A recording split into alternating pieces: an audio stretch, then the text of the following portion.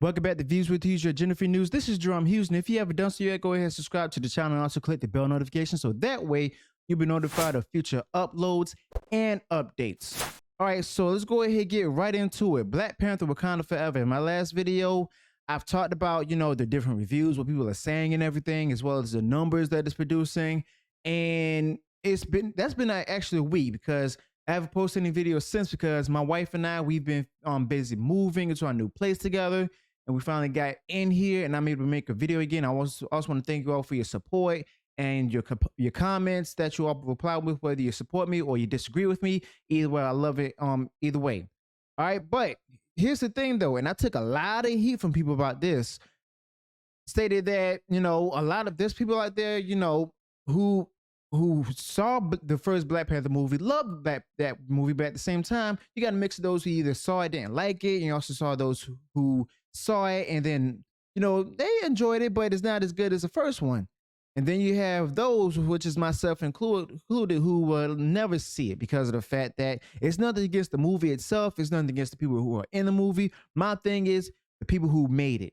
Okay, Marvel Studios, for example, who I'm talking about, Kevin Feige, and even Victoria Alonso, because of the fact that it was up to them where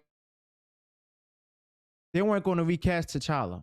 Okay, they decided to go ahead with the female Black Panther, which is Shuri, as I knew it was going to be Shuri. Okay, and the crazy part about it, it made good money, but not as it was said like it wasn't as good money as it did from the first one. Okay, and like this, like now it's at a worldwide $496 million.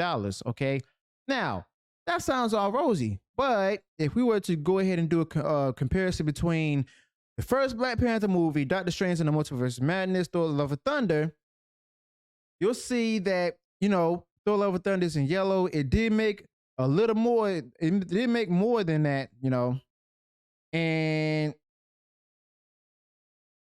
Day 10, which is today, it's over $287 million. All right. Compare that to Doctor Strange. It's like almost around the same area. Okay. But it's opened up like a bit lower than, or just around the same as Doctor Strange in the Multiverse of Madness. But if you compare it to its predecessor, Black Panther, it's way below that. Like, it's actually a little over $200 million less. Okay. And, the first one has a really big reception to it. The second one, they would just try to go ahead and go off of it based on nostalgia from the first one because of the fact that, they state that they're trying to do it to honor Chadwick Boseman. People said that, and, last week, I haven't seen in the comments, and I've replied to the comments in the last video when I talked about it, but the fact is that this movie isn't really for everyone. Not only is it not for everyone, it's not for all Black people. And I don't mean to say that to exclude anyone, but I'm stating the people who made the movie actually excluded some of the Black people, being Black men and Black boys. Okay, they can say that it's for everybody all they want to, but if they say that, they made the movie to help to connect to a certain audience, whereas the other audience, which is their big money maker, doesn't want anything to do with it because either it doesn't connect to them, doesn't have anything to do with them, or they don't want anything to do with it. And I'm talking about the customers, okay? We've already seen that was banned in China, which has been Disney's biggest customer, by the way, because of the fact that, there's an element in there that the CCP as well as the citizens of China may not like, okay? But the numbers don't lie. Will it go downhill from here? I'm not sure, but I just know one thing. Marvel Studios was really hoping that this would help them to make back the money that they used to pay for the movie and everything. What I mean by that is that their goal is to actually be over $1 billion and up, okay? Now, somebody pointed out that Doctor Strange Into the Multiverse of Madness made over $900 million. Okay, that's good, but it's not $1 billion. Just like they did with their other movies, including the Star Wars movies. All right. And it's like, just because, it's a Marvel movie doesn't necessarily mean that it's going to really be successful. ask Shang-Chi and also the Eternals. You know, it they based their success on the number 1 billion. The movie didn't make it to a billion. Will Black Panther Wakanda Forever make it to a billion? Don't know. Thor Love and Thunder didn't make it to a billion. The first Black Panther movie made it to a billion. Okay? And that's a superhero that wasn't familiar to a lot of black people, might I remind you.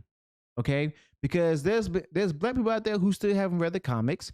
They might have read the comics that didn't work, but they didn't read the original comics. Okay? They didn't read the comics where Storm was in them. All right? But that's a different story for a different day. But the thing is, they showing that Wakanda Forever has posted a $67 million for the second weekend. That's a little below expectations. Okay?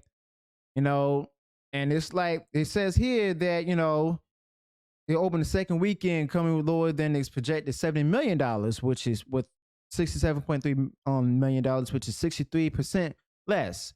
Now they're claiming that it's nothing to panic about. You know, it's a Thanksgiving week. And also, people aren't, if they're not seeing Wakanda Forever this weekend, then they may make an appointment for the week to see it for the Thanksgiving holiday. I seriously doubt that.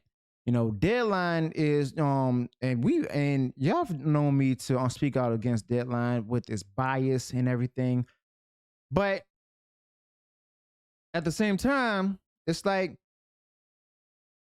they're covering up to get people to say, "Don't worry about it. It's not much of a concern." But behind the scenes, and this you can hear about it from any Hollywood insider. Behind the scenes, the executives are panicking. Okay, they're panicking, and when they're panicking, that's when they get worried about the particular project that they're banking on to be successful. All right, which leads to my next point with Marvel Studios, with the fact that, you know, Phase 4 hasn't really been successful with the exception of one movie, and that's Spider-Man No Way Home, and that didn't really do much in the box office after, you know, the audience wasn't really lost hope. They've lost hope in the MCU itself. It's possible that they're about to start doing layoffs. Okay, if they're looking to do layoffs, they're going to start with the animation division. Okay, and when they finish with what they got to do with the animation division, then they're going to go after the shows. They might go after the shows on Disney Plus because of the fact that, you know, they got a lot of stuff up there that didn't really work. Okay, and then after they finish with that, they may also after that go ahead and go out after laying off people who's responsible for the films. Okay, so it's not really a good look for Marvel Studios right now, and I can tell you this: it's because of the fact that they've lost some of their loyal customers because of the fact that the customers felt that they haven't been loyal to them. Honestly, including China, it's like a lot of people don't want it, myself included. That's why I lost hope in the MCU, which is now known as the MCU. All right. And I've moved on to DC. DC is slowly but surely coming around. It's about to make a comeback under David Zaslav. All right. But let me know your thoughts about this whole thing. Do you think that it's going to be like Black Panther Wakanda Forever maybe number one in box office for week 3?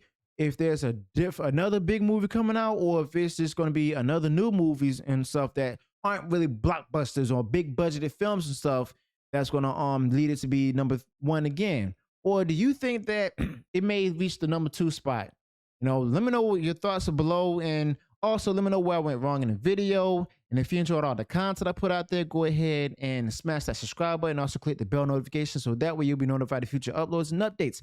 Also, this week, if the Lord is willing, Wednesday, I may be able to do a special live stream with reading the different things from hashtag Thanksgiving clapback. All right, if you want to read some good stuff, tweets or any posts from TikTok or anything that you want to have a good laugh with me about it, go ahead and tune in and subscribe this Wednesday 4 p.m. Eastern. All right, and I'll see you then, everyone. Until then, peace.